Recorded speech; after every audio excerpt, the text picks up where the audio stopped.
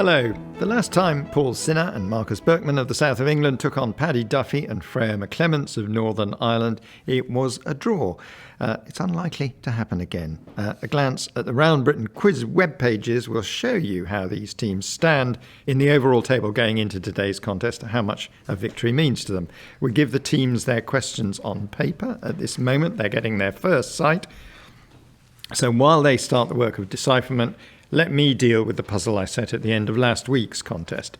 I asked then which Nobel laureate's legacy includes a biblical love lyric, a doll intended to trap a rabbit, a superlatively coloured facial feature, and an entire musical genre.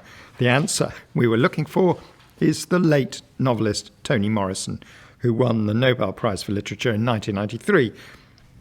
The phrases give us clues to the titles of some of her best-known books. The Song of Solomon is the biblical love lyric, and the doll to trap a rabbit is Tar Baby, as in the famous Uncle Remus story. The facial feature is The Bluest Eye, and the musical genre, of course, was jazz, which was the sequel to Toni Morrison's novel Beloved. Well done if you saw the connection there, and if you're interested, you'll find more detail about all of that online, and all of today's questions too. Marcus and Paul, you start this time with this question. A chronicler of the deeds of kings and bishops, a logician and theologian with a razor-sharp intellect, and a travelling detective on a mission to a scriptorium. Where does each of them come from, and what do they have in common? A chronicler of the deeds of kings and bishops, a logician and theologian with a razor-sharp intellect, and a travelling detective on a mission to a scriptorium.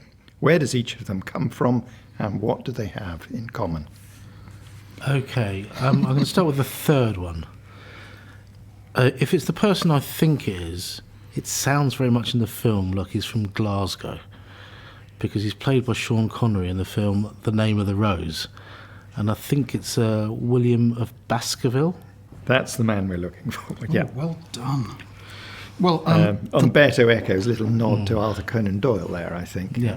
Brilliant. Well, a logician and a theologian with a razor-sharp intellect must be William of Ockham, who created Ockham's razor. Which states? Which I can't remember what it states, but I'm not going to say. I'm sure that my something about shaving, but I can't remember. Do not multiply entities. It's basically don't come up with an explanation that is more complicated than it needs to be. It's bad advice for Round Britain quiz, really, where we go in exactly the opposite direction. What about the chronicler of the deeds of kings and bishops? Well, I was going to say Geoffrey of Monmouth until it became very obvious that the other two are called William. So I'm going to put my dredge a random name from the depths of my brain hat on and go for William of Malmesbury. Well, you've dredged in exactly the right spot. So, well done. Thank you. William of Malmesbury, the English historian responsible for the early 12th century works Gesta Regum Anglorum, Deeds of the English Kings, and other books. You identified all of them. I think we can't give you anything else but 6. So, Freya and Paddy, they've started very well. Let's see how you do with this question from a regular question setter for us, Roland Howell in Darlington. Here's the latest of his ideas. Why would a device borne by Gawain, an area overlooked by Tom Tower, and a percussion instrument interest a tribe from Schleswig-Holstein? Why would a device borne by Gawain, an area overlooked by Tom Tower, and a percussion instrument interest a tribe from Schleswig-Holstein? Okay, so start at the beginning, always a good place to start. The device borne by Gawain, I presume we're talking about Gawain and the Green Knight here. You are, yes. And the device that Gawain has to protect himself from the Green Knight is a magic belt. He has a sort of a magic belt or a magic sash of life that protects the wearer. Is this the correct device that we're looking for? It is not, I'm afraid, correct device. Okay. Well, in that case, we will come back to that. And the area overlooked by Tom Tower, if I remember correctly, Tom Tower is in Christ Church College in Oxford. It is. So the area overlooked by the tower, depending on how specific we're looking for. I mean, it's the quad in Christchurch, but are we looking for a particular area? No, you're looking for the quad. The quad. Yes. Okay. And then, well, Schleswig-Holstein, I think somebody said about the intractable problems there in the Victorian era, that only 3 people knew it, and one of them had died, and one of them forgot, and one of them was too mad to recite it. And I sort of feel where they're coming from, to be honest. The Schleswig-Holstein, this would be, I suppose, initially from the Jutes and the Angles and the Saxons. Yes. This is what you're looking for. Yeah. Yes, we're further back. We're not with the Schleswig-Holstein question, but much further back. Okay. And so we're looking for one of those 3 are. sort of And if enumerated tribes. Yes, and you've used an abbreviation in your answer to the area overlooked by Tom Tower. So it's a And quadrangle. It's a quadrangle. Oh, so angles. The Okay. angles, right. A triangle is a percussion instrument. Yeah. Triangle is a percussion instrument. And finally, can you get the device borne by Gawain? Pentangle. Yes, it is a pentangle. Yes. Tell us he why. Has a well, the pentangle is a magic symbol of wizardry. It's the device on his shield. On his that protects It's the him. emblem the on it's his the shield. emblem of the five-pointed shield. star Yeah. on his star. Gawain yes, has a of course. pentangle on his shield. Device, yes, of course. So, why would a device borne by Gawain, a pentangle, an area overlooked by Tom Tower, a quadrangle, a percussion instrument, a triangle, interest a tribe from Schleswig-Holstein? Because they are the Angles. You needed a bit of help from me with that. 4 to you, Northern Ireland. So, Paul and Marcus, it's time for a music question. Listen to these clips and say, how did the last of these bring the others together and then finish them off?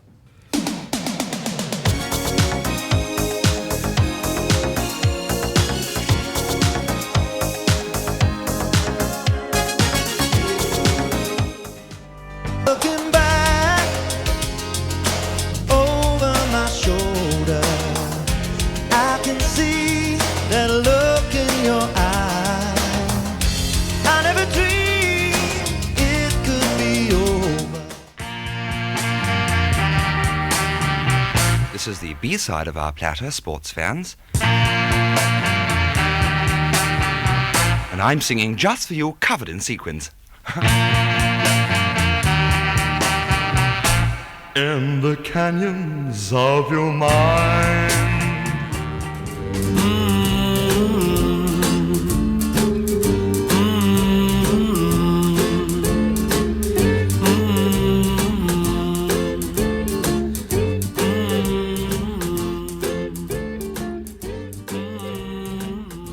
So, Paul and Marcus, you were looking cheerful 2 clips in there, and you got more cheerful with each succeeding clip. So you think you know the answer, but let's find out if you do. It's more the fact that it's the first time the question's been on my husband's specialist subject, and I've actually known the answer to the Let question. me just repeat the question for listeners.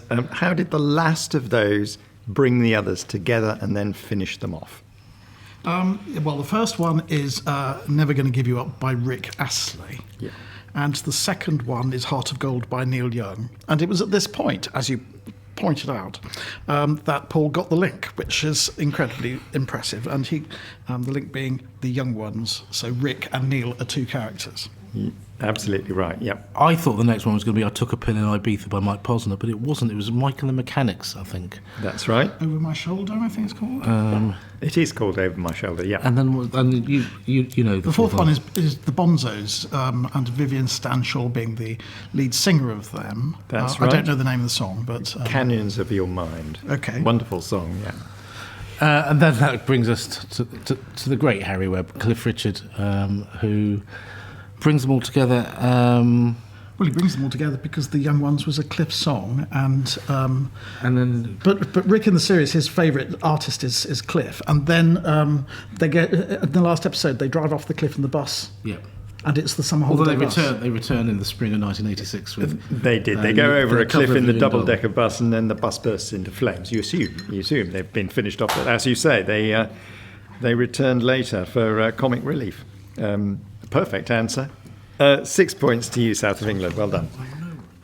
So, Northern Ireland. Which malicious character in a Norwegian folktale might be pleased to hear the sounds of a visitor to the village of Killaloe in East County Clare, a comedy double acts Angora Love and Muriel, who read the commandments. Which malicious character in a Norwegian folktale might be pleased to hear the sounds of a visitor to the village of Killaloe in East County Clare, a comedy double acts Angora Love and Muriel, who read the commandments? Well, we're struggling a bit here. The malicious character in the Norwegian folktale, is this to do with Peer Gynt? It is not, I'm It's afraid. not Peer Gynt. And the Muriel who read the commandments were... The first Muriel that came to mind is Muriel Spark. It's a perfectly reasonable Muriel to come to mind. I thought maybe the but Ten it's Commandments not. was a lesser known book of hers. No. And it's not 10 commandments, in fact. It's not Ten Commandments. That's the first little clue, which I'll give you for free. Oh, you're 'cause very it's good. Thank you. Not going to help you very far. The other Muriel that we were thinking of was Muriel's wedding. No, it's not that That's Muriel. okay. either. So by commandments, it means like not the 10 commandments, but sort of maybe orders or requests or something like that. Or, I mean, they have a capital C in this, and they have a capital C in the place that they originate as well. Angora Love rings no bells, I take it. No, sadly not. This basically because Angora and Love are both capitalized as well. So this is a character of these It's a title, in fact. Angora Love. Well, comedy double act. Could it be Fielding and Barrett? Maybe it sort of seems like. No, we're looking further back. Abbott and Costello? You've got to the right sort of era now, but I would say more famous than Abbott and Costello. Laurel and Hardy. Laurel and Hardy. Laurel and Hardy, right? Angora Love is a film by a silent film made by Laurel and Hardy, and if you know what it's about, that'll help you. Okay, so something to do with So Laurel Laurel- and Hardy. The village of Killaloe features in a very famous song, and that will help you too. Perhaps it's a long way to Tipperary. No. Mention that? Sort of comedy song. Oh boy. Fairly famous recording by Val Doonican. Val Doonican. Only thing This is going to be one of these ones that we kick Is it ourselves. the when we it's not hear. the Kilfenora band. No, it's. I don't think you're going to kick yourself for this one. I think this is a tough one. The malicious character in a Norwegian folktale, I can sort of see this picture of kind of a malevolent little sprite, but I can't think of what the name We need of it we need a is. different word. We need a different word, and Well, no, silky Scottish, isn't you it? find them online too. Troll. Troll. Troll. Okay. Troll, of course. Might be pleased to hear the sounds of a visitor. It's not something like the three billy goats gruff on the bridge. Now you're getting somewhere. But why? Well, because Angora's a goat. And Angora is a goat, Angora yes, is a and goat. that film does in fact involve a stray goat which attaches itself to Stan and Ollie. So the troll would be pleased to hear the sounds because it would be the three billy goats. It gruff, would be the three trip-trapping goat. over But the can you bridge. get any closer to the two other goats? You're missing two goats here. So Muriel The read visitor to the commandments village is a of goat. Killaloe. Well, there's a. Oh, this is in County Kerry. There's a festival at the Puck Fair in I'd say Kerry, that's crowns of goats, but Killorglin. that's Killorglin in Kerry. It's a comedy song about a goat. There's not a lot of comedy songs about goats. No, one would imagine not. Well, you're not It going to is. get there now, are you? Paddy McGinty's goat? You've never Oh, heard yeah, that song? I've heard of that. Yeah. It's rings I've a heard of that. Yeah. vague bell now you say it. Oh, Yeah. Okay. dear. Now, what about Muriel, who read the commandments? Right, so there's a goat called Muriel. Oh dear. First Sent saw out the to light of farm day in everybody. 1945, Muriel. 1945. So light of day in 19. It's not an announcer or something. No, like that? in a hugely successful book you will almost certainly know. It's not Animal Farm. It is Animal Farm, yes. Oh. But Was Muriel the name of the goat in Animal Farm? Muriel then? is the name of the goat, and she reads the 7 commandments to Clover whenever the horse suspects that something is going on. Oh dear me. We got Right. there in the end. We got rammed a bit, I think. Yes, but, I suppose that is a charitable way of putting it. And since I'm in a charitable mood, I'll give you maybe 1 point. Which malicious character in a Norwegian folktale might be pleased It would be the troll in the Norwegian fairy tale in the Three Billy Goats Gruff. He'd be pleased because he'd be hearing the sound of goats going over the bridge. The first is Paddy McGinty's goat who visits and terrorises the village of Killaloe. The goat in Laurel and Hardy's Angora Love, and finally Muriel, the goat in Animal Farm. Right, so a bit of clear water has opened up now, south of England. Can you keep that gap open? Your next question comes from a listener, Tom Chilton. How could a notorious nuclear power station, an often unflattering photograph, and a 17th century Protestant sect all be regarded as gullible? How could a notorious nuclear power station, an often unflattering photograph, and a 17th century Protestant sect all be regarded as gullible? I mean, I'm relieved not to get Norwegian folk tales, but that's as far as the smugness goes. Right, as far as I'm concerned, there are two notorious nuclear power stations. The two big ones. There's the Chernobyl one, and there's the 3 Mile Island one. Yeah. There's three. Fukushima, I think, is fairly notorious now. I just didn't know if you're allowed to say the word on Radio 4. So I'm going to say 3 Mile Island. No, you've plumped for the wrong one. What about the unflattering photograph? That might give you a little crowbar into this. It's not a selfie or wedding photograph or something. I haven't a clue about that. Selfies are often dishonestly flattering, I think, but... Yes, I'm not sure. I've not seen mine, Tom. I've not seen mine. This is not a picture taken with the aim of flattering or... Snapshot or... Oh, I see. So something like a traffic violation or something like that. It would be... or mugshot. Mugshot. Now, look again at the question. So a mug is gullible. Quite. Right. So these are all synonyms. That's... Is Chernobyl the Ukrainian for gullible? It isn't, but it is the Ukrainian word For mug? for a plant. Imagine not knowing this. I had a specific list of 20 Ukrainian words for plants that I forgot to learn last night. A plant. Well, you've got mug already, haven't you? I would follow down... Is there a plant with mug in? Mugwort. Mugwort. Mugwort is the right plant. Very good. Do you know what mugwort is?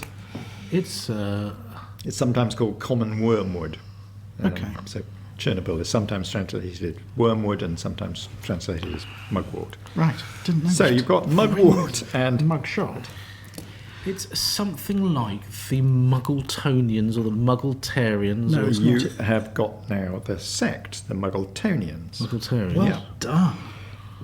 So, how could a notorious nuclear power station, an often unflattering photograph, and a 17th century Protestant sect all be regarded as gullible? Well, they're a pile of mugs. Respectively, those were clues to mugwort, mugshot, the unflattering photograph, and finally the Muggletonians, who extraordinarily survived as late as the 1940s. I'm afraid I inflicted this question on you because somebody came up with Chernobyl as a wrong answer last time, and I challenged RBQ listeners to come up with a question which included Chernobyl. And I'm afraid Tom Chilton has done it to such effect that I don't think we can give you... I would be inclined to give you one, but I think because you came up with some late and good guesses, we can crank that up to 2 for you. So, Paddy and Freya, this question comes from Howard Spendlove in Derby. He's been sending questions for some time. He was about to give up. Don't. Why might these voices suggest a place of safety which lost ground to an imitator? We want heaven, let's go living in the past.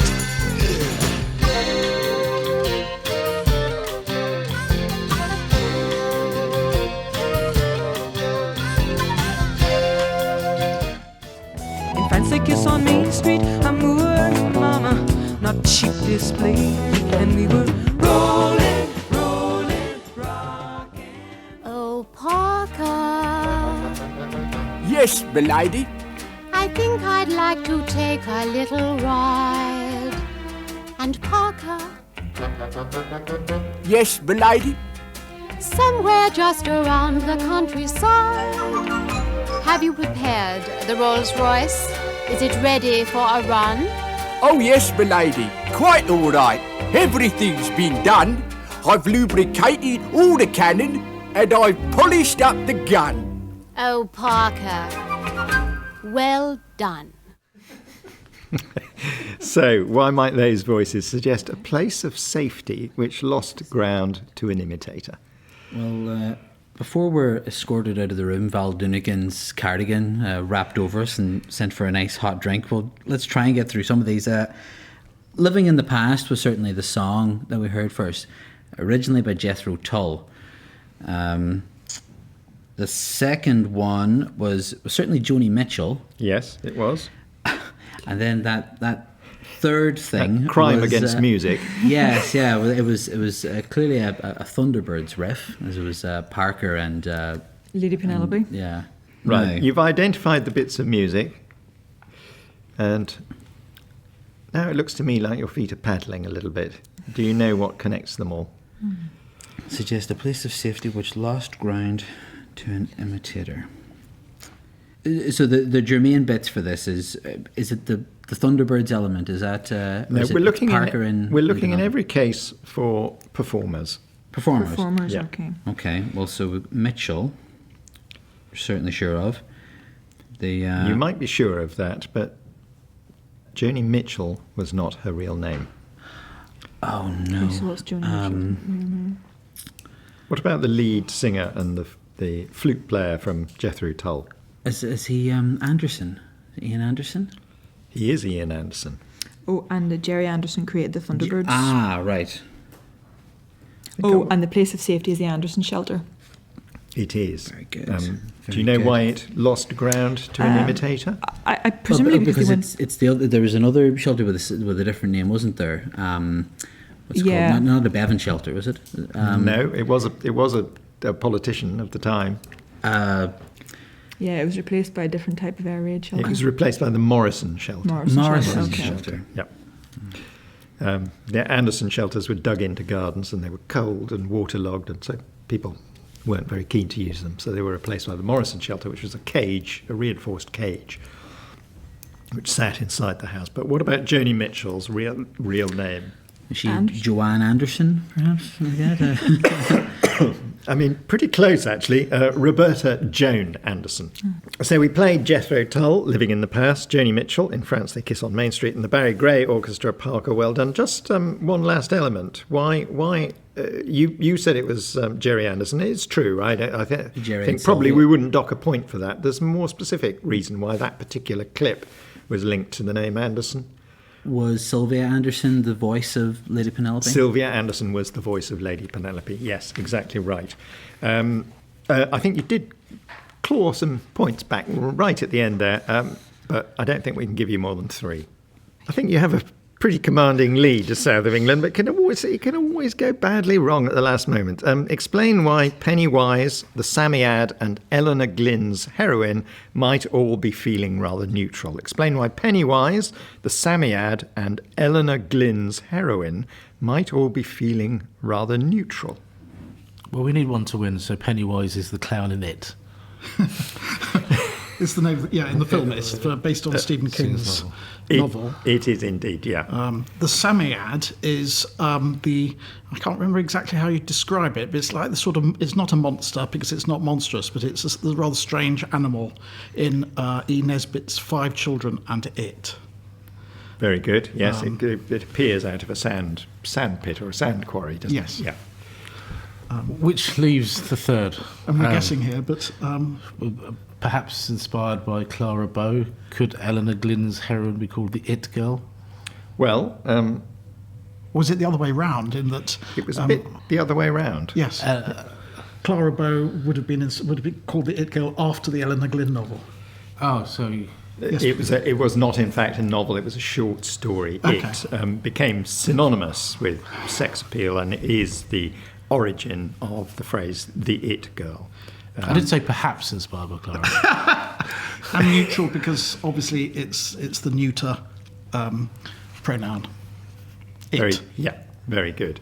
It's not going to greatly matter to the result of this competition if we dock you maybe 1 point or half a point, which will round down to a 1. Short story for Eleanor Glynn. You're a bit uncertain about that, but it's definitely a 5. So Pennywise is the clown in It, played rather brilliantly by Tim Curry in the TV series. The Samiad is the It of 5 Children and It, the strange sand creature. And finally, Eleanor Glynn's heroine in the short story It became synonymous with sex appeal and the It girl. So, Northern Ireland, you can't catch up, but you can have things end slightly better than they've been going. This question comes from one of our regular contributors, Joe Houlihan, who listens to RBQ in Toronto in Canada. If a legendary Brazilian racing driver picks up a truncheon and gets behind the wheel of an old-fashioned police van, drives to a racecourse where the 2,000 guineas is being held, and then visits a farm where they breed racehorses, who would supply the drugs?